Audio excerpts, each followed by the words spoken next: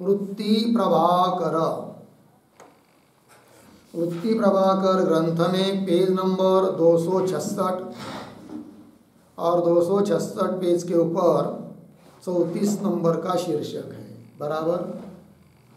आचार्योक्ति और युक्ति से उपाध्याय मत की विरुद्धता और धर्मज्ञानवादी के मत में उक्त दोष का समाधान। ठीक है, अभी तक जो उपाध्याय है कवि तार्किक चक्रवर्ती नृसिंह भट्टोपाध्याय बराबर, उनका और धर्मज्ञानवादियों का झगड़ा चला अध्यास के लिए कारण कौन है।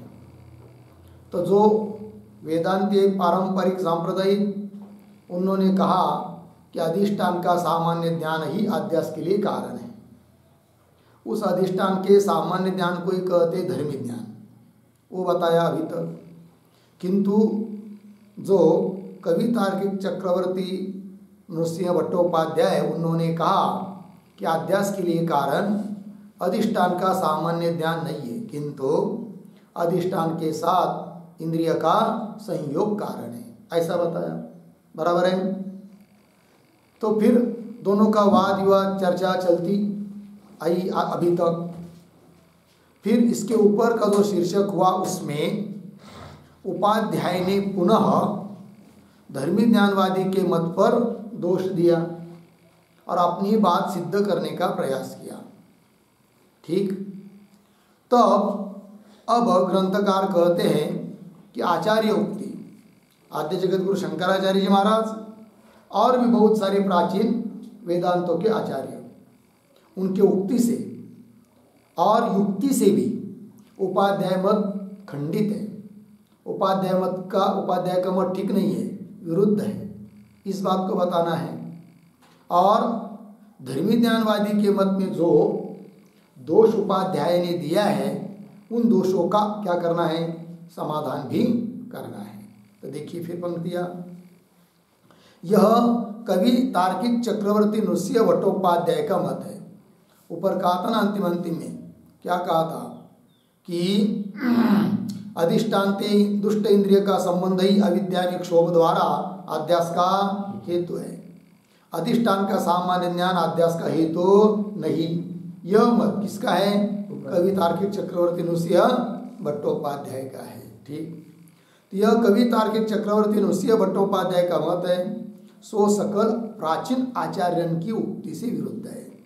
किंतु जितने भी वेदांत के प्राचीन आचार्य हैं उनकी उक्ति से क्या है, ये मत सब विरुद्ध है, प्राचीन आचार्यन की उक्ति से विरुद्ध है। तथापि अधिष्ठान का सामान्य ज्ञान है कि नहीं, विरुद्ध है उपाध्याय का मत, बात ठीक है। तो भी देखिए, अधिष्ठान का सामान्य ज्ञान अर्धविराम, दोष अर्धविराम, और पूर्वानुभवजन्य संस्कार से अध्यास हो गए है, यह प्राचीन मत है। प्राचीन नहीं, प्राचीन वेदांतियों का मत क्या है, सांप्रदायिक वेदांतियों का मत है। अध्यास के लिए कारण कौन, नंबर 1 अधिष्ठान का सामान्य ज्ञान, नंबर 2 दोष। दोष का मतलब होता है प्रमाता प्रमाण प्रमेय दोष, वे सब। और पूर्वानुभवजन्य संस्कार, जैसे रज्जु के ऊपर सर्प का अध्यास होने के पहले ये सब कारण सामग्री चाहिए।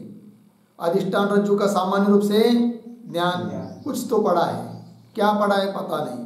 यदि क्या पढ़ा है पता चलेगा तो विशेष ज्ञान हो जाएगा, तब अध्यास ही नहीं होगा।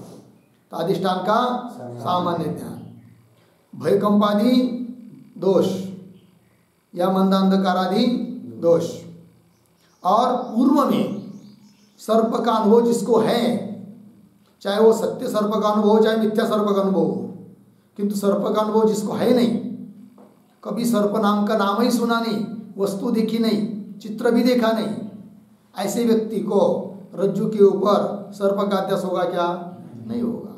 उसको ही अध्यास होगा जिसने पूर्व में क्या किया है, सर्प का अनुभव किया है।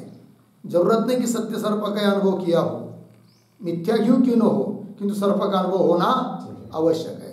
उससे जन्य होते क्या संस्कार, वो जिसके अंतकरण में रहते उसी को होता है क्या अध्यास। तो पूर्वानुभवजन्य संस्कार से अध्यास हो है, यह प्राचीन मत है। लग गया। और उपाध्याय के मत में अधिष्ठान से इंद्रिय का संयोग अध्यास का हेतु मान्य है। बराबर।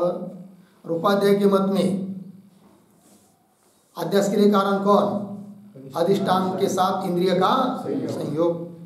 अधिष्ठान से इंद्रिय का संयोग अध्यास का हेतु मान्य है। लग गया। अधिष्ठान का सामान्य ज्ञान नहीं मान्या। बराबर है कि नहीं? किंतु अधिष्ठान का सामान्य ज्ञान अध्यास के लिए कारण नहीं माना है। किन्होंने? उपाध्याय ने। और अधिष्ठान का सामान्य ज्ञान नहीं मान्या याते प्राचीन मत प्राचीन ते विरुद्ध है। अर्थात प्राचीन मत के साथ क्या आ रहा है? विरुद्ध है उपाध्याय का मत। और दूसरी बात, अर्थाध्यास मिल गया ना। अर्थाध्यास ज्ञानाध्यास भेद से दो प्रकार का अध्यास है। इस शीर्षक में जो तथापि पद आया था ना, ऊपर से दूसरी पंक्ति, आचार्य की उक्ति से विरुद्ध है, इसके आगे तथापि, वह चाहिए तथा ही।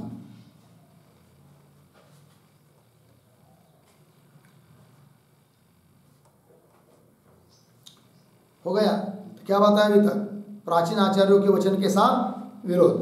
अब आगे चलिए। और अर्थाध्यास ज्ञानाध्यास भेद से दो प्रकार का अध्यास है। अध्यास के कितने भेद है? दो। कौन कौन? अर्थाध्यास ज्ञानाध्यास भेद से दो प्रकार का अध्यास है। यह सकल अद्वैतवादी माने हैं। ठीक।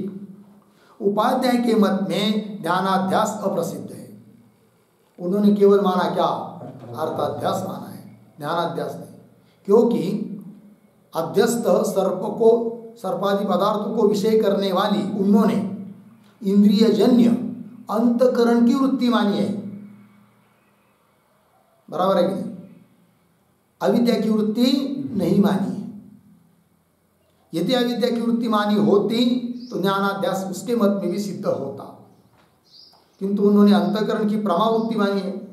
अतः उनके मत में केवल अर्थाध्यास है, ज्ञानाध्यास नहीं। उपाध्याय के मत में ज्ञानाध्यास अप्रसिद्ध है। काहे थे? अनिर्वचनीय सर्परस्तादि गोचर अविद्या के परिणाम को ज्ञानाध्यास कहे हैं। ज्ञानाध्यास मतलब क्या? अनिर्वचनीय ऐसे जो सर्परस्तादि, उनको गोचर अर्थात उनको विषय करने वाला जो अविद्या का परिणाम, उसको कहते हैं क्या? ज्ञानाध्यास। अविद्या के परिणाम को ज्ञानाध्यास कहे हैं। उपाध्याय के मत में ऐन्द्रिक भ्रम वृत्ति को मानी के तिसका लोप है। मिला? कैसा पढ़ेंगे? और उपाध्याय के मत में एक शब्द जोड़ो, भ्रम वृत्ति को पीछे ऐन्द्रियक मानी के। उपाध्याय ने भ्रम वृत्ति कैसी मानी है? इंद्रियजन्य मानी है। मानी के तिसका लोप है। तिसका ज्ञानाध्यास का लोप है। अर्थात ज्ञानाध्यास को मानता नहीं है, तिसका लोप है। इस रीति से प्राचीन वचन से विरुद्ध है। किसका मत? उपाध्याय का मत प्राचीन मत से विरुद्ध है। तैसे और वक्षमान रीति से युक्ति विरुद्ध है। युक्ति से भी विरुद्ध है। किसका मत? उपाध्याय का मत। कैसे? आगे चलिए। अधिष्ठान इंद्रिय के संबंध को सकल अध्यास में कारण माने तो, क्योंकि उन्होंने अधिष्ठान और इंद्रिय का संयोग को ही क्या माना है? सकल अध्यास के लिए कारण माना है। ठीक, वो उनका कहना ठीक नहीं। यदि मानेंगे तो क्या दिक्कत? देखिए, अधिष्ठान इंद्रिय के संबंध को सकल अध्यास में कारण माने तो अहंकारादिक अध्यास की अनुपपत्ति होगी। अहंकारादिक अध्यास सिद्ध ही नहीं होगा। क्यों? अहंकार का अधिष्ठान कौन है? चेतन, ब्रह्म चेतन। उसके साथ इंद्रिय का संयोग हो सकता है क्या? नहीं। अहंकारादिक अध्यास की अनुपत्ति काहे थे? अहंकारादिकन का अधिष्ठान ब्रह्म है अथवा साक्षी चेतन है। सो निरूप है ब्रह्म। साक्षी चेतन कैसा है? निरूप रूप रहित है। तासे उसके साथ, चेतन के साथ ज्ञान हेतु इंद्रिय संबंध का संभव नहीं। है कि नहीं? उसका ज्ञान होने के लिए उसके साथ इंद्रिय का संबंध हो सकता है क्या? नहीं। ज्ञान हेतु इंद्रिय संबंध का संभव नहीं। और प्रातिभाषिक अध्यास में भी इंद्रिय संबंध को कारणता माने तो भी लग गया। कदाचित वो कहेगा उपाध्याय अध्यास दो प्रकार का,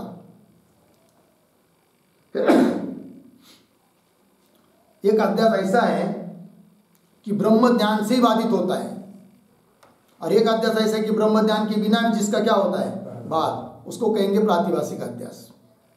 और ब्रह्म ज्ञान से बाधित होने वाला व्यवहारिक पदार्थों का अध्यास। तो अहंकार आदि व्यवहारिक पदार्थ है, ठीक है ना, उनका अधिष्ठान ब्रह्म है, उसके साथ इंद्रिय का संबंध हो नहीं सकता। तो कैसा अध्यास के लिए कारण इंद्रिय का संयोग अधिष्ठान के साथ मानोगे?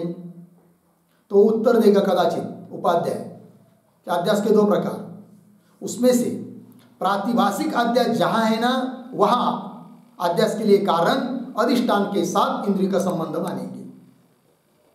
बराबर। रज्जु पर सर्प का अध्यास प्रातिभाषिक अध्यास है, क्योंकि सर्प की निवृत्ति करने के लिए ब्रह्म ज्ञान करने की जरूरत नहीं है। रज्जु के ध्यान से ही सर्प क्या होती है? निवृत्ति होती है। वहां पर तो अधिष्ठान रज्जु के साथ इंद्रिय का संबंध हो जाता है, और वो संबंध ही अध्यास के लिए कारण है।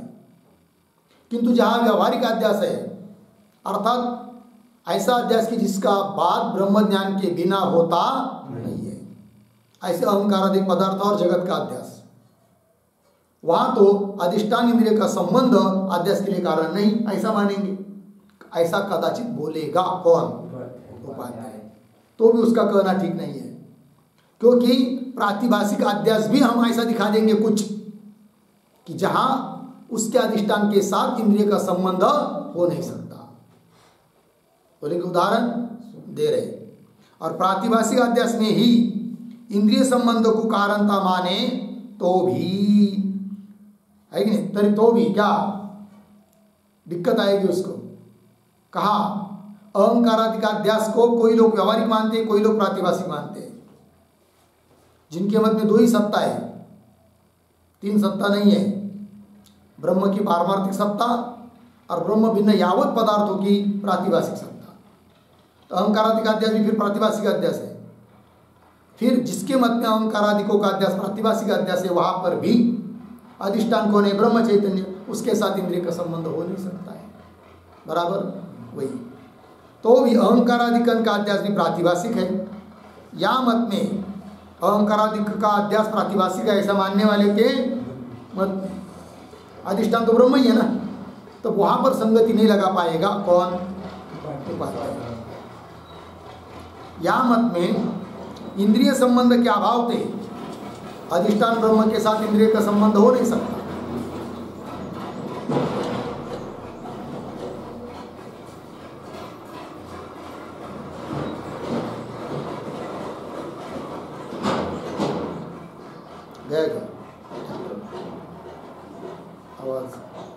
या मत में इंद्रिय संबंध के अभाव से अहंकारादिक अध्यास की अनुपत्ति ही होगी। और आगे अहंकारादिक अध्यास व्यवहारिक होने से, समझ लीजिए, और कोई कहेगा दूसरा मत कि अहंकारादिक अध्यास प्रातिभाषिक अध्यास नहीं, व्यवहारिक है। बराबर। फिर उस अध्यास के लिए हम अधिष्ठान के साथ इंद्रिय का संयोग कारण नहीं मानते। प्रातिभाषिक अध्यास के लिए अधिष्ठान के साथ इंद्रिय का संयोग अध्यास के लिए कारण ऐसा मानते हैं। तब दे रहे अहंकारादिक अध्यास व्यवहारिक होने से प्रातिभाषिक से विलक्षण है, ऐसा कोई कहेगा। मतलब ये मत है, ये भी एक मत है। या मत में भी, या मत में मतलब जिस मत में अहंकारादिक अध्यास को व्यवहारिक मानते हैं, लग गया ना, ऐसे मत में प्रातिभाषिक से विलक्षण है। या मत में भी स्वप्नाध्यास की अनुपत्ति होगी। स्वप्नाध्यास, स्वप्न पदार्थ का अध्यास ही है ना, उसका अधिष्ठान कौन है? फिर साक्षी, प्रातिभाषिक अध्यास है। वहां पर अधिष्ठान साक्षी के साथ इंद्रिय का संबंध हो सकता है क्या? नहीं। या मत में भी स्वप्नाध्यास की अनुपत्ति होवेगी, लग गया। काहे थे? सर्व मत में स्वप्नाध्यास प्रातिभाषिक है। ताका अधिष्ठान साक्षी चेतन है। ताका स्वप्न पदार्थ का अधिष्ठान कौन है? साक्षी चेतन है। इंद्रिय संबंध क्या असंभव थे? साक्षी के साथ इंद्रिय का संबंध हो सकता है क्या? जैसे इंद्रिय चक्षु का संबंध घट के साथ होता है, वैसा साक्षी के साथ होता है क्या? नहीं, क्यों नहीं होता है? साक्षी निरूप है। इंद्रिय संबंध क्या असंभव थे? प्रातिभाषिक अध्यास में भी अधिष्ठान से इंद्रिय संबंध को कारणता संभवे नहीं है कि नहीं? तो फिर उपाध्याय का ये मत उत्तर भी ठीक नहीं रहेगा क्या? प्रातिभाषिक अध्यास में हम अधिष्ठान इंद्रिय का संबंध अध्यास के लिए कारण मानते हैं, दिक्कत आती है का स्वप्न अध्यास में अधिष्ठान इंद्रिय संबंध को कारणता संभव नहीं लग गया। इस रीति से उपाध्याय मत समीचीन नहीं हो गया ना, खंडन कर रहे अभी उपाध्याय मत का। और धर्मी ज्ञानवाद में जो उपाध्याय ने दोष कहा है, अब उन दोषों का क्या करेंगे? निवारण। क्या दोष दिया था उन्होंने? अधिष्ठान ज्ञान में जो इंद्रिय संबंध का उपयोग माने तो शंक में प्रीतिमाध्यास होवे, तहा रूप विना केवल शंक का चाक्षुष माने तो निरूप वायु का प्रत्यक्ष हुआ चाहिए, ऐसा दोष दिया था उपाध्याय ने। क्या कहा था उपाध्याय ने? उपाध्याय ने कहा था ये धर्मी ज्ञानवादी अध्यास के लिए कारण अधिष्ठान का सामान्य ज्ञान मत मानो, और यदि मानोगे तो शंक में जो पीतता का अध्यास होता है वो नहीं हो पाएगा, क्योंकि शंक में पीतता का अध्यास होने के पहले अधिष्ठान का ज्ञान चाहिए। अधिष्ठान है शंख, तो शंख का ज्ञान, कैसा शंख का ज्ञान होता है तुमको बताओ? श्वेत शंख का ज्ञान होता है या सीधा पीत शंख का? तो श्वेत शंख का ज्ञान। बर रूप के बिना तो केवल शंख का ज्ञान हो नहीं सकता, कोई रूप को लेकर मानना पड़ेगा, और श्वेत रूप विशिष्ट शंख का ज्ञान मानेंगे तो पीत रूप का अध्यास ही नहीं होगा,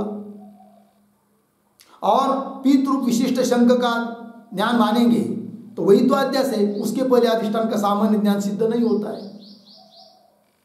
अतः अधिष्ठान का सामान्य ज्ञान अध्यास के लिए कारण नहीं। और रूप के बिना शंख का ज्ञान मानोगे है कि नहीं, तो वो भी कहना ठीक नहीं है, क्योंकि रूप रहित द्रव्य का पदार्थ, रूप रहित द्रव्य का चक्षुषे प्रत्यक्ष होता नहीं।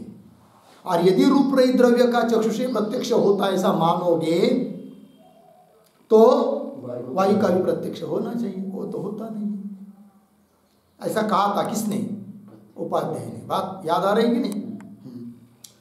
कहा अधिष्ठान ज्ञान में जो इंद्रिय संबंध का उपयोग माने तो लग गया ना, शंक में पीतिमाध्यास होवे ता रूप बिना, बराबर रूप के केवल शंख का चाक्षुष माने तो, रूप के बिना केवल क्या मानेंगे? शंख का चाक्षुष मानेंगे, रूप के बिना माने तो निरूप वायु का प्रत्यक्ष हुआ चाहिए। और शुक्ल रूप विशिष्ट शंख का चाक्षुष माने तो, शंख का ज्ञान हो रहा है कैसा?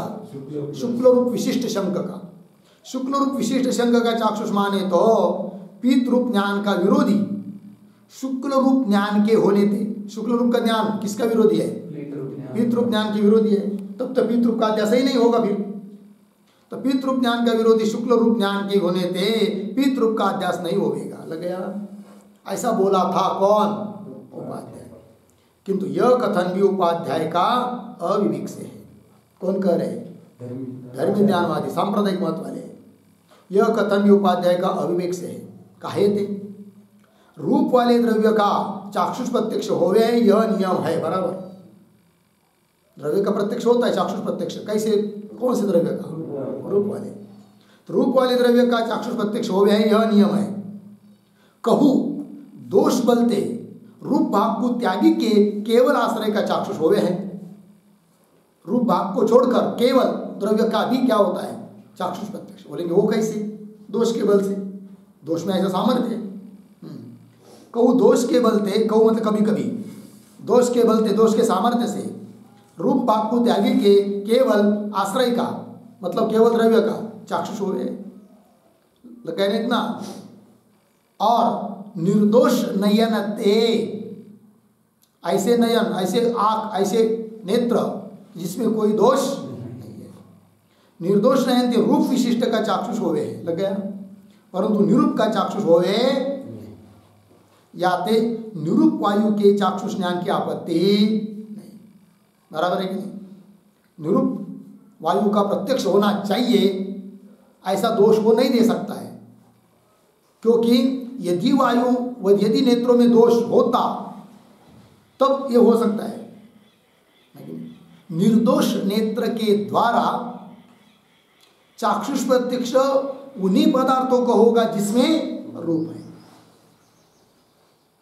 किंतु दोष यदि है तो रूप के बिना भी आश्रय का प्रत्यक्ष हो सकता है। अतः शंकों को देखने वाला जो व्यक्ति उसके नेत्र में दोष होने के कारण रूप को छोड़कर ही शंक का प्रत्यक्ष हो जाता है, तो अधिष्ठान के सामान्य ज्ञान की सिद्धि हो जाती है दोष के सामर्थ्य से। परंतु निरूप का चाक्षुष होवे नहीं, याते निरूप वायु के चाक्षुष ज्ञान की आपत्ति मतलब प्राप्ति नहीं लग गया। और रूप वाले शंक का रूप भाग को त्यागी के दुष्ट नेत्र से चाक्षुष होवे, शंकर रूप वाला है, चक्षु से प्रत्यक्ष हो रहा है, किंतु रूप भाग को त्याग कर केवल शंक का प्रत्यक्ष हो रहा है। क्यों? दोष के बल से। रूप वाले शंक का रूप भाग को त्यागी के दुष्ट नेत्र से चाक्षुष होवे लग गया। अथवा एक तो एक हो गया, अथवा शुक्ल रूप विशिष्ट शंक का चाक्षुष होवे। बराबर, शुक्ल रूप विशिष्ट शंक का क्या होता है? चाक्षुष प्रत्यक्ष। आध्यास होने के पहले तो बोलेंगे फिर शुक्ल रूप का ज्ञान हुआ तो फिर पितृ का आध्यास ही नहीं होगा, वो कैसे? तो उसका भी उत्तर देते हैं। अथवा शुक्ल रूप विशिष्ट शंक का चाक्षुष होवे, तथापि शुक्ल रूप में शुक्लत्व ज्ञान का प्रतिबंधक नयन में दोष है। ठीक है, शुक्ल रूप में शुक्लत्व का ज्ञान नहीं हो रहा है, केवल शुक्ल व्यक्ति से युक्त शंक का ज्ञान हो रहा है, और वह शुक्ल का ज्ञान पीत ज्ञान के लिए विरोधी नहीं है। पीत ज्ञान के लिए विरोधी वह शुक्ल ज्ञान है जो शुक्लत्व विशिष्ट शुक्ल का प्रत्यक्ष है। बात समझ में आ रही नहीं? तथापि शुक्ल रूप में शुक्लत्व ज्ञान का प्रतिबंधक नयन में दोष है, याते पितृप का अध्यास भी संभव है। मतलब शुक्ल रूप विशिष्ट शंक का ज्ञान होता है ऐसा मानने पर भी पितृप का अध्यास हो सकता है, क्योंकि वह शुक्ल रूप का ज्ञान पितृप अध्यास का विरोधी नहीं है। पितृप का ज्ञान होने के लिए विरोधी वो शुक्ल का ज्ञान है जो शुक्लत्व विशिष्ट शुक्ल का ज्ञान है। लग गया कि नहीं? केवल सामने मनुष्य है तो मनुष्य रूप से मनुष्य का ज्ञान हुआ तो वह ज्ञान ब्राह्मणत्व विशिष्ट मनुष्य ज्ञान के लिए विरोधी है क्या? नहीं है। बराबर है कि नहीं? किंतु क्षत्रियत्व विशिष्ट मनुष्य का ज्ञान यदि होता है तो वह ज्ञान यह ब्राह्मण है इस ज्ञान के लिए विरोधी है। सामने वाला व्यक्ति क्षत्रिय ही है किंतु उसका ज्ञान क्या हुआ? क्षत्रिय विशिष्ट क्षत्रिय है कि नहीं? या मनुष्य धर्म और मनुष्य है ये ज्ञान हुआ। क्षत्रिय होने पर भी तो भी ब्राह्मण का ज्ञान हो सकता है कि नहीं? ब्राह्मण है करके ब्रह्म ज्ञान क्यों ना हो? क्योंकि वो विरोधी नहीं है ना। विरोधी कौन है? क्षत्रियत्व विशिष्ट क्षत्रिय का ज्ञान रहेगा, तब वह ज्ञान ब्राह्मणत्व विशिष्ट ब्राह्मण के ज्ञान के लिए विरोधी। उस प्रकार याते पितृ का अध्यास भी संभव है। कहे थे शुक्लत्व विशिष्ट शुक्ल रूप का ज्ञान ही पितृ के ज्ञान का विरोधी है। लग गया कि नहीं?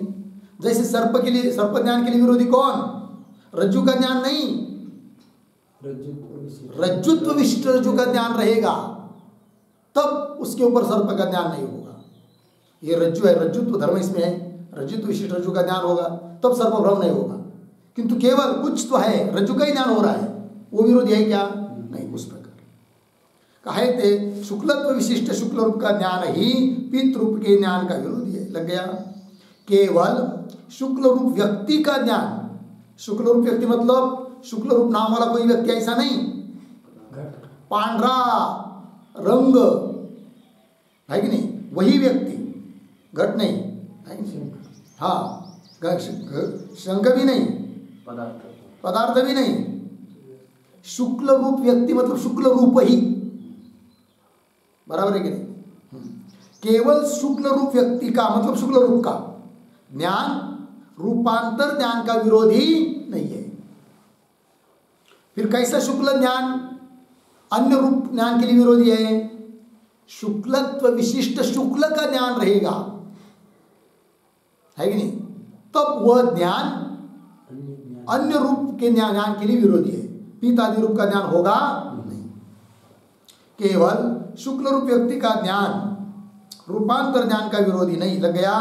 यह वार्ता प्रतिबद्ध प्रतिबंधक भाव निर्णायक ग्रंथन में प्रसिद्ध है कि नहीं? ग्रंथ का नाम है प्रतिबद्ध प्रतिबंधक भाव का निर्णय करने वाला जो भी ग्रंथ होंगे उस ग्रंथों में यह बात प्रसिद्ध है। प्रतिबद्ध प्रतिबंधक भाव मतलब कौन प्रतिबद्ध है कौन प्रतिबंधक है, ठीक है ना? यह वार्ता प्रतिबद्ध प्रतिबंधक भाव निर्णायक ग्रंथन में प्रसिद्ध है। लग गया? इस रीति से शंख में पीतता अध्यास का हेतु, लग गया? शंख में पीतता अध्यास का हेतु शंकरूप अधिष्ठान का इदमाकार चाक्षु ज्ञान संभव्य है कि नहीं? उपाध्याय ने कितना प्रयत्न किया कि शंख में पित्त का अध्यास होता है, वहां पर अधिष्ठान का ज्ञान हो ही नहीं सकता है अध्यास के लिए कारण, है कि नहीं? किंतु सिद्ध कर दिया सिद्धांति ने, क्या वहां पर भी अधिष्ठान का सामान्य ज्ञान अध्यास के लिए कारण है और होता है वह अधिष्ठान का ज्ञान। इस रीति से शंख में पीतता अध्यास का हेतु शंकरूप अधिष्ठान का, लग गया ना, इदमाकार चाक्षुष ज्ञान संभव है, सो केवल शंख गोचर होवे है। लग गया ना? वो कैसा होता है? शंख गोचर होवे। अथवा दोष बलते शुक्लत्व को त्यागी के शुक्ल रूप विशिष्ट शंख गोचर होवे, केवल शंख का होवे है ज्ञान। क्यों? वहां शुक्लत्व को त्यागी के शुक्ल रूप विशिष्ट शंख का ज्ञान होवे। दो पर्याय, मतलब रूप रहित शंख का ज्ञान भी हो सकता है दोष बल से, कि वह रूप से सहित मानेंगे तो शुक्लत्व को छोड़कर केवल शुक्ल रूप सहित शंख का ज्ञान, ऐसा। अथवा दोष बलते शुक्लत्व को त्यागी के शुक्ल रूप विशिष्ट शंख गोचर होवे। लग गया? और परंपरा ते पीतता ज्ञान में नेत्र का उपयोग होने थे, इसलिए परंपरा से पीतता ज्ञान में नेत्र का क्या हुआ? फिर उपयोग हुआ। इसलिए पीतम शंख पक्षामी इस अनुव्यवसाय में कोई दिक्कत नहीं है। परंपरा ते पीतता ज्ञान में नेत्र का उपयोग होने थे, पीतता अध्यास में, लग गया ना, चाक्षुत्व प्रतीति का निर्वाह भी धर्मी ज्ञानवाद में होवे है कि नहीं? पीताध्यास में चाक्षुषत्व प्रतीति का निर्वाह संगति कैसी लगाओगे? ऐसा बोला था कौन? उपाध्याय। वो संगति लग गई, क्योंकि यहाँ पर भी अधिष्ठान का सामान्य ज्ञान अध्यास के लिए कारण है, जो कि चक्षु से हो रहा है। होने ते पीतता अध्यास में चाक्षुत्व प्रतीति का निर्वाह भी धर्मी ज्ञानवाद में होवे है। लग गया? और मधुर दुग्ध में, वहां पर भी दोष दिया था उसने, और मधुर दुग्ध में तिक्त रस अध्यास होवे तहा धर्मी ज्ञानवाद में भी में शब्द रह गए,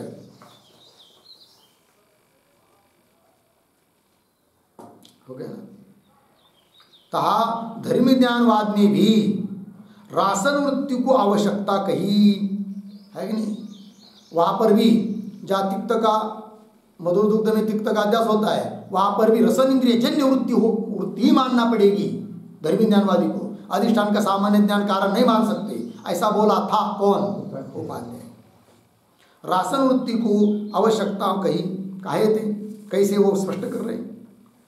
तिक्त रस का अधिष्ठान मधुर दुग्ध, तिक्त रस का अधिष्ठान कौन है? मधुर दुग्ध। तिसका सामान्य ज्ञान रूप वृत्ति रासन तो संभव ही नहीं।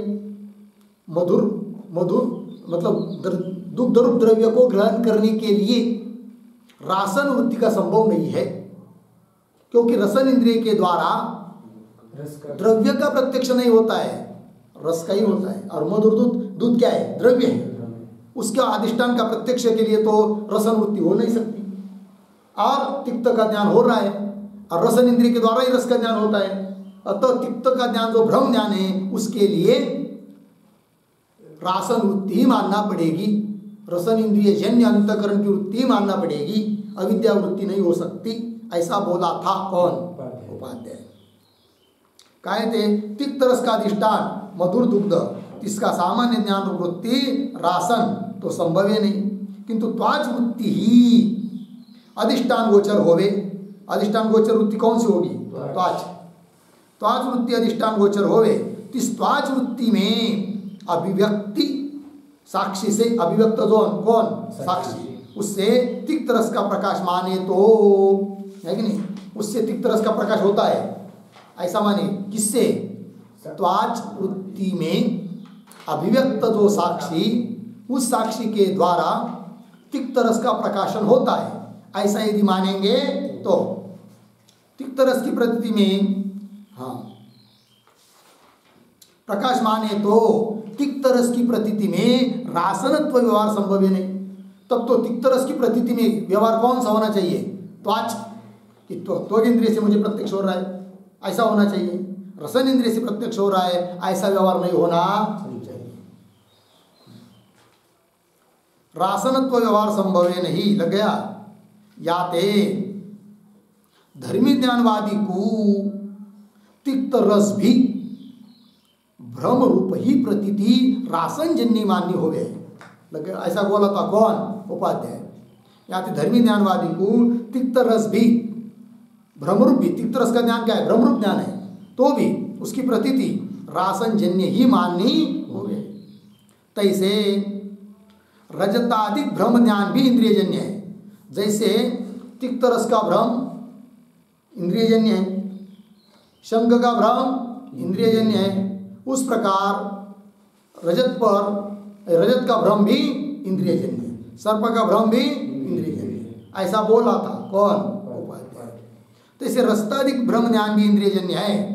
इस रीति से उपाध्याय का वचन मधुर दुग्ध को अधिष्ठानता माने तो संगत होवे, खंडन कर रहा है उसका, उपाध्याय का।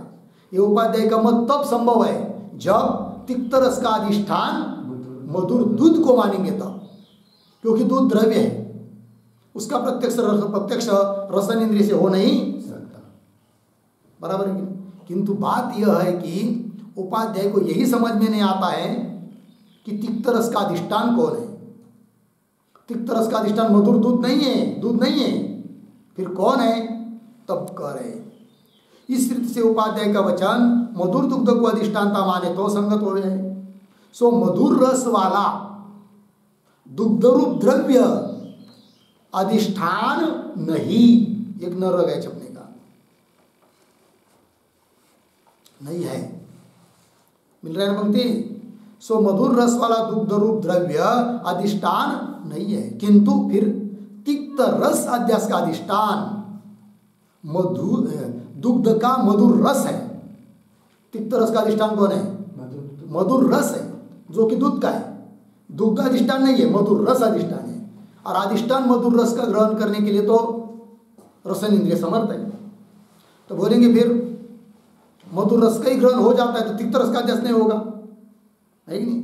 तब कहेंगे दोष के बल से मधुर रस का ग्रहण हो रहा है, किंतु केवल मधुर रस का ग्रहण हो रहा है मधुरत्व को छोड़कर, अतः उसमें तिक्त अध्यास हो जाता है, यही करें। किंतु तिक्त रस अध्यास का अधिष्ठान दुग्ध का मधुर रस है, ताकि ज्ञान में रसन का उपयोग होने थे। उसके ज्ञान में क्या है? रसन इंद्रिय का होने थे। तिक्त रस भी प्रतीति में है कि नहीं? तिक्त रस के तिक्त रस भी है ना, क्या चाहिए? तिक्त रस की प्रतीति में रासनत्व की प्रतीति और व्यवहार संभव है, बराबर। रासनत्व की प्रतीति और रसन इंद्रिय से मुझे तिक्त रस का प्रत्यक्ष हो रहा है, यह व्यवहार भी संभव है। यद्यपि मधुर रस का ज्ञान हुआ तिस्ते विरोध, तिक्त रस का अध्यास संभव है नहीं। कोई कहेगा ना पहले ही मधुर रस का ज्ञान हो जाता है अधिष्ठान का, तो तिक्त रस का क्या नहीं होगा? ज्ञान नहीं होगा, भ्रम।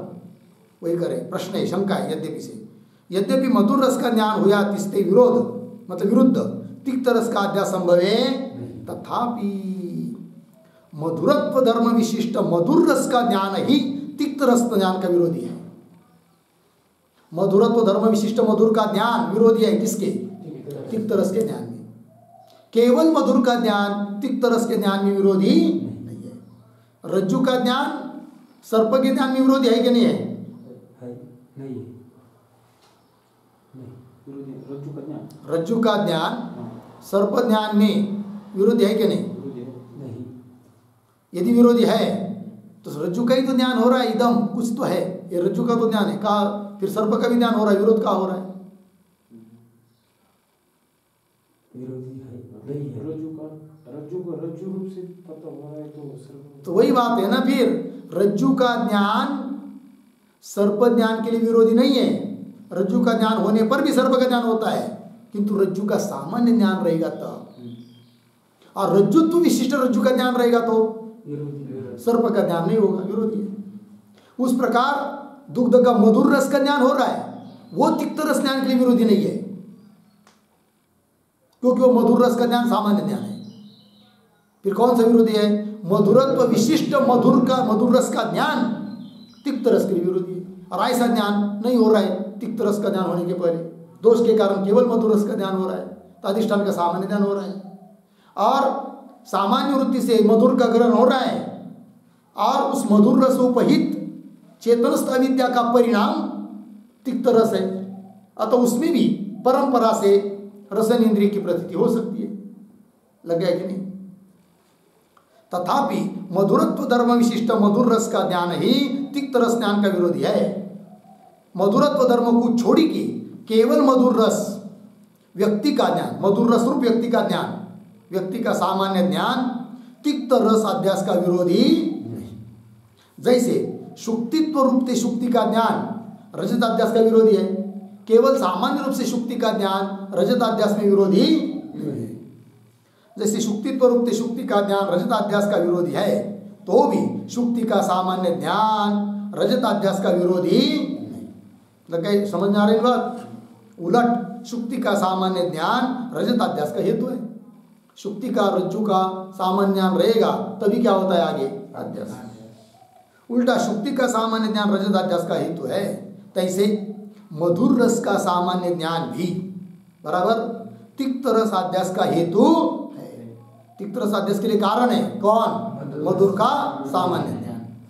इस रीति से धर्मी ज्ञानवाद में भी तिक्त रस का अधिष्ठान जो मधुर रस ताका रसन ते सामान्य ज्ञान हुआ, रसन इंद्रिय से सामान्य ज्ञान होता है हुआ, तिक्त रस का अध्यास होने ते परंपरा ते रसन इंद्रिय का तिक्त रस अध्यास में उपयोग है। तिक्त रस अध्यास में उपयोग है परंपरा से, किसका? रसन इंद्रिय का। इसलिए रसन इंद्रिय का व्यवहार हो रहा है कि रसन इंद्रिय के द्वारा मुझे तिक्त रस का ज्ञान हो रहा है करके, ठीक है ना। याते तिक्त रस की प्रतीति में रासनत्व व्यवहार संभव है, तिक्त रस की प्रतीति में भी रसन इंद्रिय से ज्ञान हो रहा है, ऐसा व्यवहार हो सकता है। हो गया जी, ये हो गया भाई, उपाध्याय का खंडन कर दिया और धर्मी ज्ञानवादी का मत ही योग्य है, इस बात को सिद्ध कर दिया, ठीक है।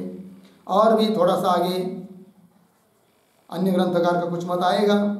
अब लगभग उपाध्याय और धर्मी ज्ञानवादी का झगड़ा समाप्त होते जा रहा है, फिर इससे आगे सरल ग्रंथ है, ठीक है, उसका विचार हम लोग कल करेंगे आगे का 35 नंबर के शीर्षक का।